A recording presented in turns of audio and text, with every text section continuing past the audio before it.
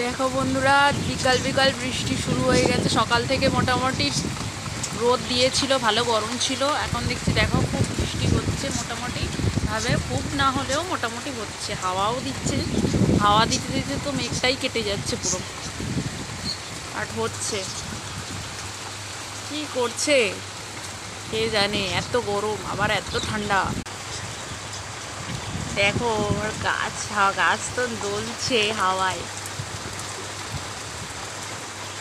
বিকাল বিকাল বৃষ্টি, গরমে বিকাল বিকাল বলে কথা নয়। এখন এখন যখন তখন বৃষ্টি দিলে ভালো হয় মনে হয়, ঠান্ডা ঠান্ডা একটু দরকার।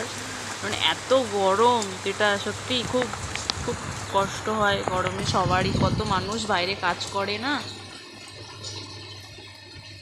আর গাছগুলোরও একটু শান্তি হলো।